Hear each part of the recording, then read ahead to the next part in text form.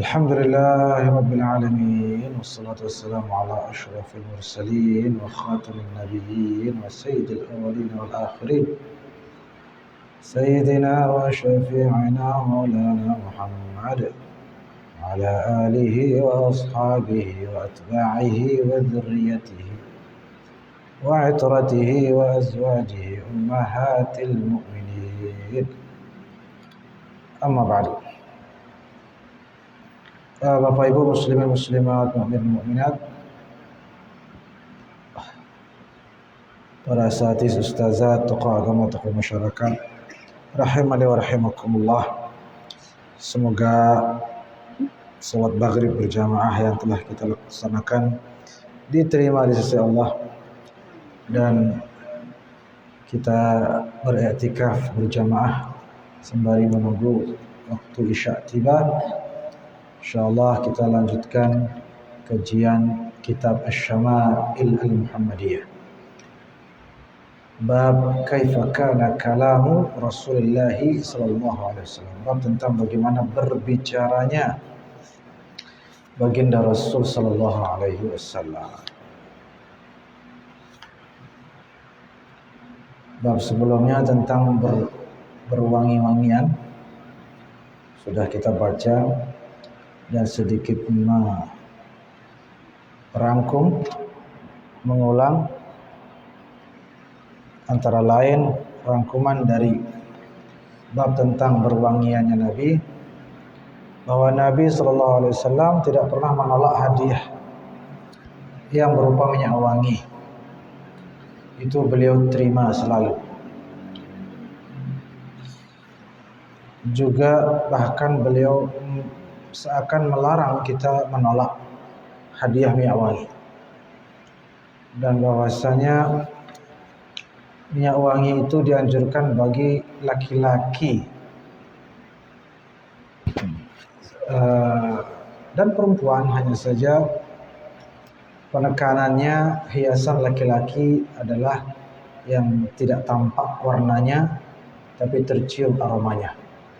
Beda halnya dengan perempuan, tampak warnanya tapi tidak tercium aromanya. Penekanannya di situ terutama di lokasi-lokasi terbuka umum. Kalau perempuan sesama perempuan saja, ya silahkan mau berwangi-wangian seharum mungkin, silahkan. Kemudian apalagi bahwasanya baginda Rasulullah SAW sesungguhnya sudah wangi dari semua wewangian yang ada di muka bumi. Meskipun wangian yang ada di muka bumi, kata Nabi juga, itu berasal dari surga. Tanaman-tanaman yang harum, bunga-bunga yang mengeluarkan wangian, itu kata Nabi dari surga. Tapi penjelasan ulama mengingatkan pada surga, menyemangati, memotivasi kita untuk berbuat hal-hal yang memasukkan ke surga. Karena di dunia saja begitu harum bunga-bunga tersebut, apalagi di surga, kira-kira begitu. Dan bahwasanya Rasulullah SAW tidak memerlukan minyak wangi, tapi minyak wangi itulah yang memerlukan beliau. Sebagaimana seorang wanita yang diam-diam mengambil setetes dua tetes dari keringat Nabi untuk dicampur ke minyak wanginya agar lebih harum aromanya.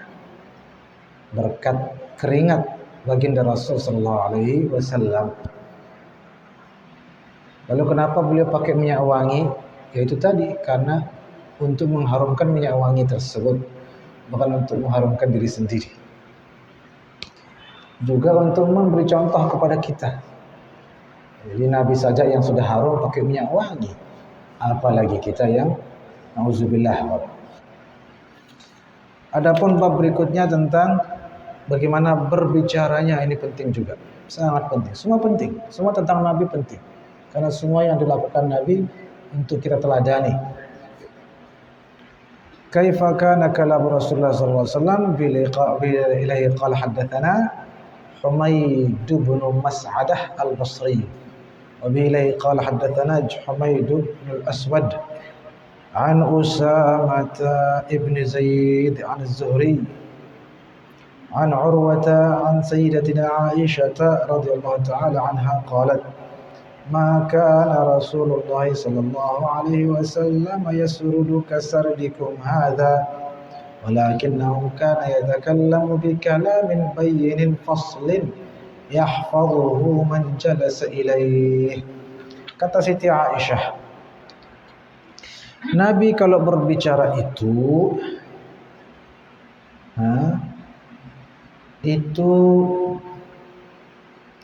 tidak sebagaimana kalian berbicara, kata Siti Aisyah, yang mana nyambung terus gitu, tidak ada titik komanya, ya kira-kira begitu, terus cepat-cepat. Tidak begitu cara Nabi bicara, kata Siti Aisyah. Itu kan sahabat lain ataupun tabi'in. Melainkan Nabi kalau berbicara itu perlahan-lahan dan seperti berjarak antara kalimat dengan kalimat lain. Dan itu disengaja untuk apa? Supaya bayin, lebih jelas, lebih lebih jelas apa yang beliau sampaikan, sehingga juga diperlahankan oleh Nabi agar mudah diingat, mudah direkam, mudah disimpan dan dihafal oleh setiap yang mendengarkan.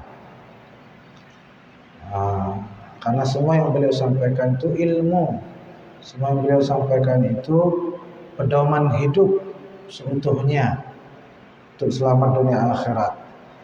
Jadi agar mudah diingat sehingga tersampaikan kepada generasi-generasi berikutnya, beliau menyampaikannya secara perlahan. Ada lah, tidak yang gitu.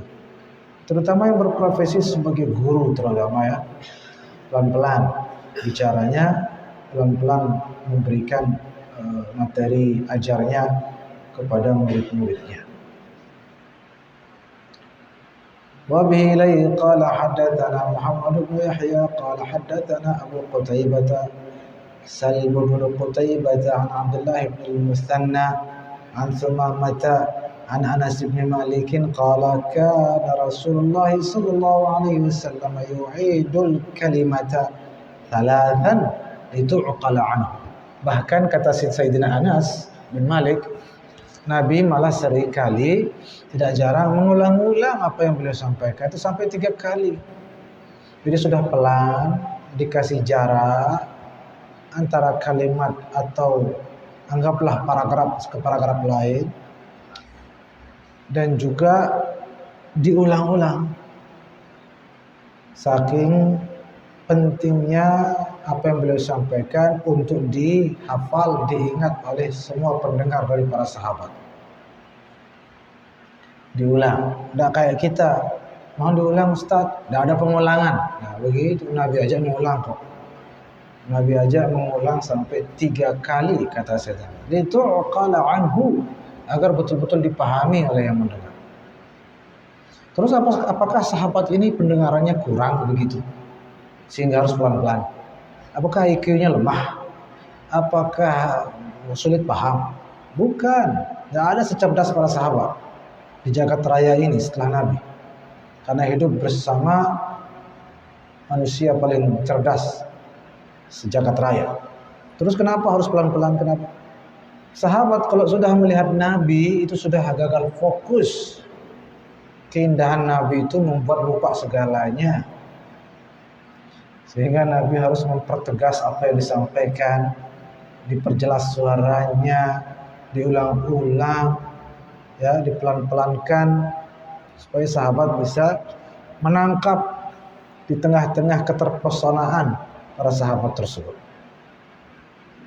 Jangankan apa yang beliau sampaikan atau apa yang beliau ucapkan, Kan dikatakan dalam Sahih Bukhari itu bahwa ketika Nabi bersama sahabat, terus tiba waktu sahabat mau sholat, Nabi tahan, jangan sholat dulu, masih panas. Dalam riwayat lain, tunggu hujan reda. Di situ baru para sahabat sadar ada hujan. Baru sahabat sadar cuaca panas. Karena kalau sudah memandang wajah Nabi, dingin tidak terasa, hujan tidak terasa, semua tidak terasa di sekitar itu. Dikasih tahu sama Nabi baru tahu. Sallallahu alaihi wasallam. Itu yang namanya terpesona. Betul-betul terpesona. Ya. Lebih terpesona daripada para wanita yang memandang wajah Nabi Yusuf itu. Jauh. Jangan dikira Nabi Yusuf lebih ganteng dari Nabi Muhammad SAW. Tidak. Mungkin 1/100 dari kegantengan, ketampanannya Nabi itu ada pada Nabi Yusuf alaihissalam. Ya, sangat-sangat jauh lebih tampan baginda Rasulullah Sallallahu Alaihi Wasallam. Terus kenapa kalau kita nggak dengar orang potong tangan segala macam melihat wajah Nabi? Nggak ada nilainya potong tangan itu. Mereka yang melihat Nabi Yusuf potong tangan atau terhiris tangannya tidak terasa. Yang melihat wajah baginda Rasul sallallahu alaihi wasallam bahkan lebih daripada itu dahsyatnya, yang terhiris hatinya tidak terasa. Yang terhiris hatinya, yang sakit hatinya karena berbagai problematika hidup dunia, memandang wajah Nabi hilang semua masalah itu. Bahagia seketika dengan memandang wajah Nabi sallallahu alaihi wasallam. Kalau para wanita itu nggak terasa tangannya, tapi hatinya masih galau, ya kan? Hatinya masih galau, kacau balau ketika itu memandang wajah Nabi Yusuf alaihimussalam ajma'in. Itu sebabnya perlu pengulangan, perlu diulang oleh Nabi supaya diingat betul. Bu'aidul kalimah, yu'idul kalimah, mohon maaf, diulang-ulang kalimatnya oleh baginda Nabi sallallahu alaihi wasallam agar betul-betul ia dapat dipahami dan bisa direnungkan gitu. Ya, misalnya yang pertama agar dipahami, yang kedua agar direnungkan kembali, yang ketiga agar dikokohkan di hati pesan-pesannya. Ada begitu. Semua ada maksud dan tujuannya pengulangan tersebut. Wa bihi ilaihi qala haddatsana Sufyan bin Waqi' qala haddatsana Jumay' bin Umar ibn Abd الرحمن العجلي قال حدثني رجل من بني تميم من ولد أبي هالة زوج خديجة يكنى أبا عبد الله عن ابن لأبي هالة عن الحسن بن علي رضي الله تعالى عنهما قال سألت خالي هند بن أبي هالة وكان وصافا فقلت صف لي منطق رسول الله صلى الله عليه وسلم. Imam Al-Hasan, cucunya Nabi, pernah bertanya sama paman beliau, Sayyidina Abu Halah. Sayyidina Abu Halah yang dulu pernah kita jelaskan, beliau adalah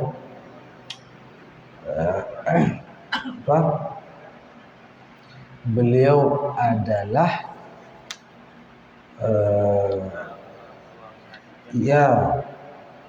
suami daripada Siti Khadijah radhiyallahu anha sebelum bersama baginda Rasul sallallahu alaihi wasallam. Berarti pamannya Imam Hasan. Iya. pamannya Imam Hasan. Sebentar, kok pamannya? Oh, anaknya Sayyidina Abu Halah itulah yang pamannya Imam Hasan. Kira-kira begitu. Namanya Hind, ya betul, Hind bin Abi Halah. Hindun ini laki-laki, tidak hanya nama perempuan, bisa juga nama laki-laki. Ya, ini contohnya, ini buktinya. Putra daripada mantan suaminya Siti Khadijah, yang otomatis menjadi anak sambung daripada baginda Rasulullah Sallallahu Alaihi Wasallam. Ya. Al-Kisah Imam Hasan bertanya kepada paman beliau tersebut, ayolah beritahukan saya bagaimana berbicaranya, bercakap-cakapnya, cara berbincang-bincangnya baginda Rasulullah Sallallahu Alaihi Wasallam. Apa jawaban Sayyidina Hind bin Abi Halah? Beliau berkata, karena Rasulullah sallallahu alaihi wasallam mutawasil al-ahzan. Oh wahai anakku, wahai nakalku, ketahuilah kakekmu itu adalah sosok yang selalu merenung, selalu meratapi, atau seperti selalu bersedih. Tapi sedihnya di sini bukan sedih kayak anak-anak zaman sekarang. Sedih entahlah gagal cintalah, putus cintalah, ditolaklah, hutangnya belum lunas lah, atau belum dapat pinjaman, atau kalah nyalek, bukan. Atau apalagi hanya kalah jagoannya di sepak bola. Tidak. Ya. Tapi baginda Rasulullah SAW mutawassil al-ahzan, itu terus menerus menampakkan kesedihan karena mengingat atau meratapi nasib umat beliau sampai akhir zaman sallallahu alaihi wasallam. Beliau juga mengapa demikian, karena menanggung beban yang berat. Beban tanggung jawab beliau begitu berat dalam berdakwah, menyebarkan agama Islam, mengokohkan tauhid dan ilmu fikih, ilmu yang lain juga akhlak pada jiwa dan raga para sahabat. Semua itu adalah hal yang tidak mudah beliau tempuh, tidak mudah beliau lalui, sehingga lumrah ketika wajah beliau seringkali tampak seperti merenung bersedih. Sallallahu alaihi wasallam. Daimal fikrah, selalu berpikir, selalu bertafakkur, ya, selalu menyusun strategi, selalu merencana dan merancang apa yang akan dilakukan. Planning itu selalu ada, tidak yang hidup itu mengalir saja, tidak. Tapi Nabi itu hidupnya selalu berpikir, apa yang harus aku lakukan untuk umatku, untuk keluargaku hari ini dan seterusnya. Sallallahu alaihi wasallam. Laisat lahu rahatun, nyaris beliau itu seperti tidak pernah istirahat. Kata Sayyidina Hind, saya melihat Nabi itu kayak tidak pernah istirahat, selalu bekerja, selalu beraktivitas, selalu berkegiatan, selalu berdakwah, selalu meneladankan kebaikan-kebaikan. Ya, seakan-akan tidak pernah beristirahat atau sangat sedikit istirahatnya. Sallallahu alaihi wasallam. Tawilas sakti. Tawilas sakti itu kalau beliau diam, itu diamnya lama, atau lebih banyak diamnya daripada bicaranya. Padahal semua yang beliau keluar dari mulut beliau itu mulia semua, tapi tetap memilih lebih banyak diam. Itu pun ada pesan mengajarkan juga kepada kita yang lebih banyak berdiam daripada berbicara. Ya, sallallahu alaihi wasallam. Tawilas sakt. Nabi tidak banyak bicara. Ya, Nabi tidak banyak bicara.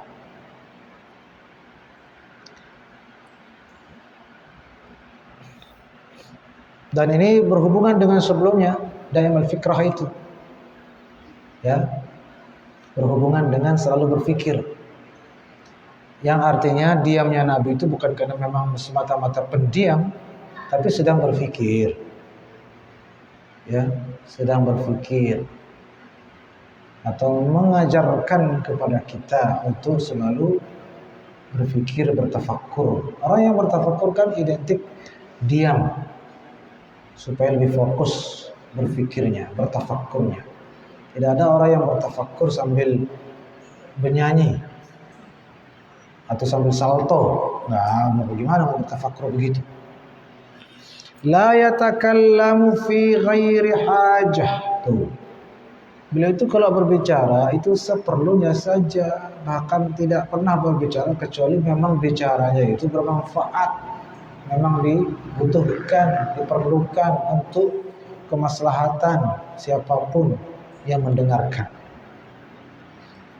Ya, la yatakallamu fi ghairi hajah. Maka kita sebagai umat beliau yang laqad kana lakum fi rasulillahi